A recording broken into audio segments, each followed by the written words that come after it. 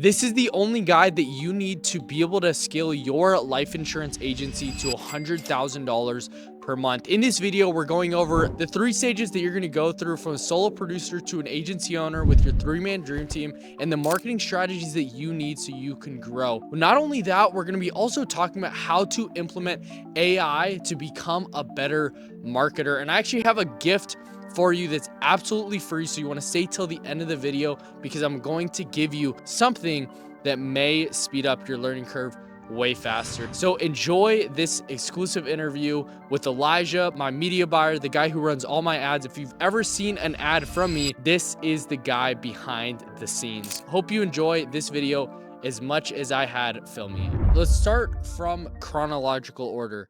You're a solo producer and you're just getting in to start running your marketing. You've doing maybe 10 to 20K a month. What's your marketing strategy at this stage right here? Good question. So the way I like to think about scaling and marketing in general, or even the sales side, is usually in thirds, right? So if you're at 10 to let's say up to 30, or even to go from 10 to 30, versus to go from around there to around 50 to let's say about 100. So basically thinking in double or triples. Um, the very first thing you need at the beginning is you just need volume. You just need at bats. So obviously, there's a lot of ways you can do that as a salesperson. You know, you can buy leads, you can have stuff managed for you, you can self-generate, but whatever your strategy is, and I'll talk about the marketing side here in a second. Um, that's the number one reason we see in our program and in the community and in the agency itself why people fail. Because they either don't buy enough leads, they don't run their management long enough, and they don't self-generate enough. So from anywhere below 30 to about 30 is going to be getting a good enough lead that you can talk to enough of those people. So you can kind of play around with like the Facebook form about what stuff you can collect. There's obviously compliance stuff that came out about that. So that limits what you can do for targeting and for what you can capture. But even with those things, it's testing creative on a consistent enough basis. It's tweaking little things in your lead form on a consistent enough basis. But what really trumps all of that is just enough people to talk to. So, as an example, if you guys have ever seen the other video, if you watch the other one now, you'll hear me say it, and I still believe it. For a solo producer, you need to be spending at least $50 a day, 1,500 a month minimum, couple $100 a week. Reason being is, let's just go to a month to month basis. 1,500 is enough that if you close 5, 6, 7, 8, 9, if you're a good closer, 10, 11, 12, 15 closes off of that. Obviously, that's a pretty big range.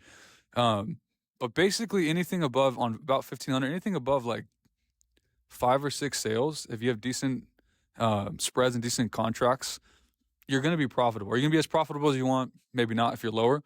But that really only works out to about 1 or 2 sales a week. Yeah. And so if you're trying to get to that 20, 30, even 40K a mark on your own, you just got to do the math. So if you're a really good closer, you can close at like 10%, and you can close 15 sales in a month. So whatever that works out to, 150. yeah, 150 leads, or depending on what your cost is, you just need enough people to talk to, and that is also kind of true at the next level, which we'll get into when you're folding other people under you. That you're the standard that if you can do it, they can do at least maybe half of what you can do. But that's the name of the game. Spending 1,500 a month, 3,000 a month, up to $1,000 a week. You go a little bit higher if you can really push and call. But anywhere in that $1,500 to $3,000 a month is going to get you enough at bats, and it's also going to show you where your deficiencies in the process are. So if you have $2,000 a week $2,000 a month in lead spend, and you're only closing one a week, it's probably a sales problem. If you are closing, let's say, at 10%, so you're doing well on the sales side, but your cost is really high, then you got to fix the marketing problem, right? But on both of those things, if you get a couple more sales on the first one, or if you pull your lead cost down just a little bit, both of those things are doable, and both of those things will make you profitable. So if you're in that 10 to 15 to 20K range and you want to get to 30, you just need people to talk to. And the best way to do that is to spend money. Yeah. So that's really important because that's stage one. That's to getting to like 30K a month. And then the next stage is to get like to be like 50, 60K a month. That's with 1, 2 guys.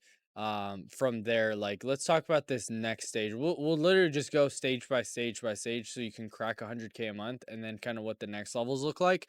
But what does that look like going from a solo producer to more of an agency owner? I just made a video on how to like master the sales process, Yeah. what that looks like, shifting from like a sales guy to a sales manager. Yeah. But what does the marketing process actually look like in this stage? Okay, this is where you actually got to start putting on your big boy or big girl marketing pants and actually start to get into the trenches a little bit. So I'll give you a couple examples here. Let's say that you bought creative from someone and it's doing okay. They're managing it, or someone's managing it for you and it's doing okay, or you're self-genning leads and it's doing okay. You can kind of get away with that, especially if you have enough volume and your sales ability increases. As soon as you bring someone else into the fold, especially if your promise to them is to market for them, right? And you bake that into whatever your spread is or whatever your deal is, immediately you become a marketer, because it's not just about you and you're not going to be able to overcompensate with your sales skills for them. So in order to make your life easier on the sales side, coaching them, being a sales manager, you got to put on your marketing hat. So I'll give you a couple examples. Number one would be, you should be able to find at least one winner, probably two, but at least one winner from an ad creative perspective. So you should be able to spend $150 a day on one single ad for yourself and be really profitable. Take some time to get there, but you should be able to do that. If you, let's say, want to give this new guy or new girl another $50, you get to 200. Now you want to bump them up to another 100, so you're at 250. You got to start testing creative. So you can go get that made, and we actually have trainings and videos on that. Or you could just learn how to do it. So you could take a look at the ad that you have, again, whoever made it, you can reverse engineer it, right? So if it's a video, what's working? Is it the person who's talking? Is it the words that they're saying? Is it the background that they have? Is it the story that they're telling? Is it the pain that they're agitating? Is it the big promise and relief that they're promising to the person if they get life insurance? Something in that ad is working, and it's not just your sales ability. It's supercharged by your sales ability, but something on the marketing side is working. So you'll hear, or my guys will hear me say this a lot. Whenever you see something that's good, you want to take it, you want to make it better, you want to make it your own. But you can do that to yourself. So let's say that the script is working really well, right? Because that's usually the biggest thing you can do. You can take that same script and you could shoot it yourself. Or if you're selling final expense, you could have your mom or your grandmother shoot it. Or you could pay a creator on something like Fiverr or Billo to shoot it. Or get a TikTok influencer to shoot it. You just need to take what worked or what you think works, a constant variable, and you need to go apply it to other things. If you know that creator does really well, you could also just give them modified versions of that script, right? So maybe one was story-based, this is now outcome-based. Maybe one was pain-based, now this is relief-based. Maybe one was really, really hammering on age and urgency, right? It's going to be more expensive as you get older. Maybe this one is going to be on like a retirement strategy, like an IUL or something like that, right? So you can play around with those things, but it takes a winner, an ad, to be able to replicate and reiterate on those things, so that when you go to give those leads to your next person, your next couple people, you are not stuck burning that main ad out at scale now because you're spending 250, 300, whatever to feed the other guys and girls in your organization, because you will burn your ads out that way. So that would be number one. Reverse engineer either what's currently working for you or in the marketplace. So you can look at other people that you know produce well and re-engineer what they're doing. And then from an actual tactical perspective, you want to be testing. If you're, let's say, you and one other person, maybe even two other people, but let's say just one, you want to test at least a couple pieces of created a month. That would be on like the absolute low end. I would say for that amount, maybe every other week you could get away with it, but I would start testing at least one ad a week. And again, that could be a variation, a tweak, a change in scenery. If it's a picture, it could be different color, different call outs, whatever. But you won't need to have an actual creative testing consistency cadence so that you can have fresh leads coming in and also fresh creative to use when the other ones die. So again, all of that will take you to about 250, maybe 350. That's how you're going to get your per day. That's how you're going to get your second winner out of that. And then you're just going to rinse and repeat that process. So one script works, get 5 variations on it. One creator works, get 5 people like them or different people to test different angles. If it's pictures, try videos. If it's videos, try pictures. You just need to start working those marketing muscles and be able to be unemotional with what the results are, especially because you're going to be spending time training this person and your personal production may take a hit. You got to be able to make that up with at least halfway decent marketing. And the easiest way to do that is to take what works, make it better, and make it your own. Yeah, so I want to touch on something real quick before we get into the next stage. How are you using AI in like to be able to build prompts or build creative or whatever it is like to fuel your marketing ideas nowadays? Yeah, okay, this is going to be an absolute hack for you, okay? So there's two ones that I use primarily. There's one that I think is a better writer. ChatGPT, everyone knows. That's a good one. ChatGPT is really good for general stuff. But Claude.ai, CLAUDE.ai. Real similar interface if you ever used ChatGPT. But the benefit I love about Claude is it's a much stronger writer, and it sounds more conversational. And so, as far as video scripts goes, that's a hack. But I'll give you an even better hack.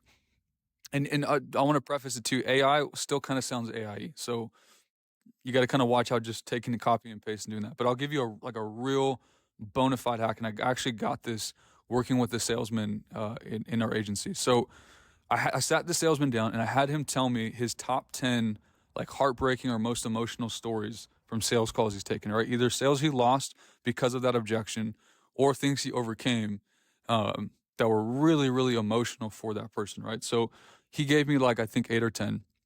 And so we took those prompts. I was literally just speed typing as he was talking. I took those prompts, I cleaned them up a little bit, and I threw them in Claude. I said, hey, give me 2 variations of each of these things, right? So it spits out 20 prompts. 8 of them were like, okay, but 2 were bangers. They were amazing. A little tweak he needed to not sound as robotic, but the heart of what they were saying and the story that it captured from what this guy had dealt with on the phone was like 95% of the way there. So I just rinsed and repeated that, right? Yeah. I took the script out of those 2 that came out that I thought was the best. And I found 5 creators on a freelance website. I paid all of them each between like $50 and $100. Out of those 5, 2 of them made me 2. So I think that got me up to like 7 or 8. 5 of those were winners. Okay. The other ones I think were kind of creator issues. Like they weren't as good at speaking and, they just weren't as natural to kind of force. But one woman in particular, she gave me 2 for $80. And to this day, that's one of the most profitable ads we've ever had. We've had 5 separate agents, and 3 of them are on their own. The other 2 guys are internal to the agency.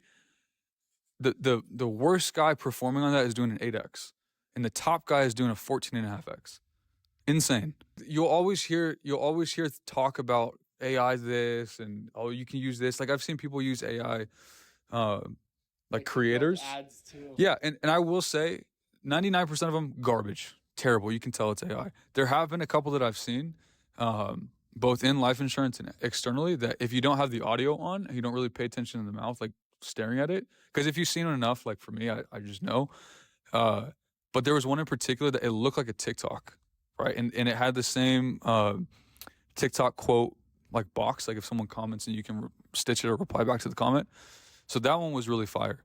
And I know that there's some big dogs in the space that use it, so that's awesome. For me, I still find it best to work with creators, or we even have a guy that shoots his own, and he's done well with that. But yeah, just using those tools available, I think that it will help you go from an 8 or a 9 to a 10. I don't think it will replace for most people. I don't think it'll be viable enough to replace, because you got to know how to prompt it. You actually have to know how to market to be able to actually use it, and I think it's a way to be able to get more juice, get more out, and also continue to elaborate and expand on make ideas better. But you still have to prompt it well. Yeah, and you guys know this from being salespeople, and I remember from when I was doing it too. The best salesmen in the world don't talk a lot. They ask really good questions. They say stuff with conviction. They talk when they need to, but they know how to draw stuff out of people. And it's the same thing with marketing. Is funny because you have such a smaller window than a sales cycle or a sales conversation to communicate information. But that's kind of the downside with AI is it will give you so much information. Yeah. So start with prompts, dig. And then as soon as you're like, that's fire, in your mind, toss everything else out that you saw or that you wrote about or that you were going on, and find a way. Like there's a great exercise a lot of marketers do is like, can you say it in half the words? So a lot of those scripts that I was referencing, some of them were super long-winded, really, really powerful and emotional. Uh, but no one's gonna watch a 300-word 300-word ad, right? Yeah.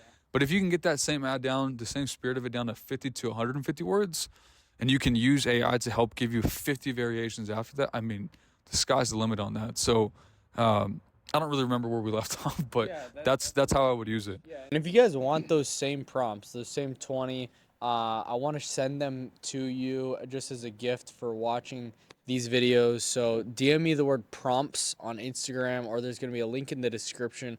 I'll actually send those over to you as well. Just so you can have them, so you can replicate them, use AI to be able to make them better. Who knows, right? So that's that, right? So that's AI. What other things in AI, if anything, would you recommend to be able to like grow the marketing side? I would probably stick with that for now. Like I said, you can see if the creative stuff is viable, where the AI will be like both the person speaking it, but it also write it. There's some people that swear by it. I mean, I've seen, like I said, very small use cases, but it does work. But yeah, you just got to get in your marketing bag. Like you just got to learn how to develop that skill set specifically for this level. Because you also know this. There's a lot of dudes and girls that produce really, really well. But you do that for 3 months, 6 months, 12 months, 2 years, 3 years. That's an exhausting race to run, even if you're making good money. And so Johnny and I always joke with our agents, but it's true. If you're a really good salesman with halfway decent marketing, you will print money. If you are going to offer that as a service or as a inducement basically for people to come join you, like you got to be on your game. But these little things can help you do that, because the truth is a bunch of people are going to watch this hopefully, and there's going to be a fraction of people that do something with that. And it's not going to look as good, and even if you use the prompts, this and that's going to happen, and you're going to spend some money and it's not going to work, whatever. But if you just stay doing that the same way you would with the sales process, how you got to 20, 30, 40, 50K a month on your own pen, this kind of stuff translates really well, and it actually goes much faster than the sales process, because you just need enough people to talk to, and you can cycle through creatives or angles really, really well with tools like this. So let's go now to your 100K a month. This is the only 100K a month blueprint that you need as far as the marketing side to really scale. A lot of it's going to be sales process, but let's talk about specifically the marketing side. What is the strategy here to be able to crack 100K? You got to do more of the same, and you got to do it on a consistent, unemotional level. So everything I just talked about is extra true when you're doing it on behalf of other people, right? So if you think about, like, let's flip it on its head for a second. All of you guys have probably bought leads. All you guys have probably, to some extent, tried management or even tried to make your own ads, right? The temptation can be, when something's not working right away, that you immediately blame external things, or in this case, a lead vendor, a social media manager, whatever. You are that now. So you know what those guys are going to feel if things aren't producing. So that does two things. Number one, and we won't talk about in this video, you got to really hammer the sales process. Sales feeds marketing, marketing feeds sales. But once that's established, that buys you time as a marketer, when you put on your marketing hat, to do everything I just said much faster, because you have to now. So instead of testing one creative a week, you're testing 5 creatives a week. Instead of resting on your laurels when you got a couple winning ads, you double, triple down on that. And again, you don't have to do some crazy marketing scheme, but you find those same 5 creators you've been using, and each 5 of those creators gets 5 new scripts, and then you go find 2 new creators to test with. If you're running pictures, you test every color combination you can think of. Then you split test headlines. So like if you're calling out grandparents for one, new moms for another one, vets for a third, you just double down on that. How else can I do that? If you want pain angle, you go pleasure angle, which is just relief in this case. If you go infinite banking, then you go, it'll allow you to get into other investments. Like you can take loans against it to get into real estate or whatever, right? You test everything you possibly can, but you do it in a cost-effective way, because you're going to be footing the bill for it. So what's cost-effective? I'll just give you some down and dirty, really simple things to measure. Every time I test an ad, I don't care how many ads I'm testing. I don't care if we're spending thousands of dollars a day or if I'm back to spending a couple bucks a day. Each ad I test gets $10 a day per day, and I run it for a minimum of 3 days. With the changes that just happened with Facebook, my minimum is now going to go up to 7 minimum, because I have no idea what's going to happen with these ads, right? I can't target as well. I'm limited on what I can collect, etc. And sales cycle thus for testing will be longer as well as a byproduct. But if I got 20 ads I want to test this week, which are 5 ideas with 5 variations, whatever those variations might be, then I'm going to be spending $200 a day minimum to test those ads. I'm not going to touch them for a week. So the way I measure that in my mind, that's $1,400 a week in testing, right? Are you going to make all that back on all those ads on the first week? Absolutely not. Are 15 of those ads going to work out? No, maybe 5 of them if you're pretty good at marketing. But if you get 1 or 2 winners out of that, and you cut the losers and you slowly start to scale it, and you got your original winners going very quickly, because your guys don't know, right? You're pushing the sales stuff, you're getting them excited, you're holding them accountable, you're taking over that marketing for them. You will very quickly see it will raise the tide of everything that's going on, but your output is going to be much higher because your input's much higher. So it's everything I just said, testing all these little variations, at least $10 a day per ad per day for at least 7 days would be my recommendation. Don't be afraid of spending. You should be making money at that point, hopefully. So just allocate a marketing budget to that. And then I'll give you want a tactical thing on like how to actually, okay, so this is like how to actually test. So there's 2 ways that you can scale, 2 basic ways you can scale. You can do what I call is the straight method, which is you have one campaign, let's say you have 5 ad sets, and you have, let's just say 3 ads in each ad set, right? So you got what a total of, whatever, 15 ads. So let's say 2 ad sets are about pictures with different angles. 3 ad sets are about videos with different angles or different creators, whatever. The benefit of the straight testing method is that you can control, the budgets are going to be set at the ad set level. So you can control the budgets out of those 5, and then you can also control the ad level. So let's say for the 2 picture ones, ad 1 and 2 are doing great across both ad sets. Ad 3 is not doing great. You can chop ad 3. The rest of the budget now is going to reallocate and go back to 1s and 2. Same kind of deal with the video stuff. The downside of that can be ads don't spend evenly, so it can take a little bit longer sometimes in the testing phase. And this is a very important distinction.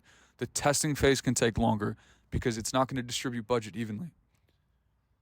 It also can be a headache to manage, right? Because now you got 15, but let's say you run another batch of tests of 5 ad sets. Now we're at 10 ad sets, 15 was total, so now we're at 30 ads. A couple of them from the original one are still on. Now you got 15 new ones. You run that cycle over and over. It can be a lot to manage, okay? But here's the benefit of doing that. When stuff works, you know exactly what's working with pinpoint accuracy. And if you have a CRM like Go High Level for us, I can pull any random close that I see, or I make sure all my sales guys track it so I can pull it on a week-to-week basis, and I can see, okay, not only do I have 3 ads that are profitable, these top 2 seem to be the most profitable, right? This one's like, let's say, a little profitable. These seem to be great. But then I can really dig into that and say, okay, 50% of this one's business is GI though. So it has twice as many sales, but on the persistency side and on the business owner side, I might get killed on either chargebacks or drop-offs or whatever. This other one wrote, 30% less, but man, that was solid business, right? Now you can make an educated business decision. I want to stick with these ones. I'll phase my GI out. I'm going to double down on not only this ad, but this creative, okay? That's number 1. The other way to test is called dynamic creative testing. This might get limited with the Facebook stuff, but we'll see, the compliance stuff. The benefit of this is you can test much more creatives, much more ad copy, much more headlines, etc., much quicker. So it'll put the best mix it thinks it will get for responses out of people, and you will tend to get a cheaper lead cost this way. That's really good when you're testing a lot. The drawback is you can't pinpoint exactly what's working. Even if you use something like Hyros or a tracking software, it will still only tag the main ad line item, if you want to call it that. So what that means is 1 ad set, 1 campaign, 1 ad, but in that ad you might have 3 or 5 or 10 creatives. I would suggest 3. You don't know with pinpoint accuracy which text, which headline, and which creative worked, but you know something in here worked and it's a more efficient way to test. You can still scale it, but you can't pull those ads out or cut off the fat in the same manner that you can with the straight stuff. So dynamic testing creative, it's an option inside of the ad set level. You can select that, and then you'll see where you can drop up to 10 creatives inside of the ad level. Awesome if you are on a slightly smaller budget, or if you have a lot of creative to test, or if you already have bona fide winners, you can run that campaign. You can still scale it a little bit too. but you just want to see what type of mix and match is working. Line that stuff up. If it's still really profitable, keep it running, scale it if you want, but you're going to extract those things and drop them in a straight method ad set. That way, I know out of the 10 tests that I did over here, these 3 are bangers. This headline was the best and this body copy was the best. Now I want to drop them in that straight method so I know with the pinpoint accuracy. So that's what I tend to ping pong for both our personal brands, helping clients with, especially at a high level, and then also with our agency. But that is how you actually tactically get to and beyond 100K a month, is being able to actually be a dog at marketing. It doesn't exist outside of that. It's testing more, it's spending more, and it's knowing how to squeeze a little more juice out of your test. That's fire, bro. It's good stuff. Yeah. And guys, if you loved this video and you want like personal access to Elijah and I, we actually have an Inner Circle program where you're able to get one-to-one calls with us. You're able to get around a mastermind of other agency owners that are or have scaled. And we have agencies that come to us that are doing $600, $800, $1 million per month that we're coaching and consulting on. And so if you want private access to us internally into our team to help you get to your first or next 100K month and then scale beyond that, the real tactics, the real strategies that we're actually implementing in real time right now, when we hop on a call, we've already spent $1,000, $2,000 in that day. Then you want to click the link down below where I actually go over exactly what's in Inner Circle. And if you want the exact strategies that we have, you'll have access to all of that. Or just DM me on Instagram, the word grow, and I'll send you more information there. Elijah, appreciate you coming on here. Guys, DM me the word prompts if you want those prompts, and I'll see you guys in the next video. Peace.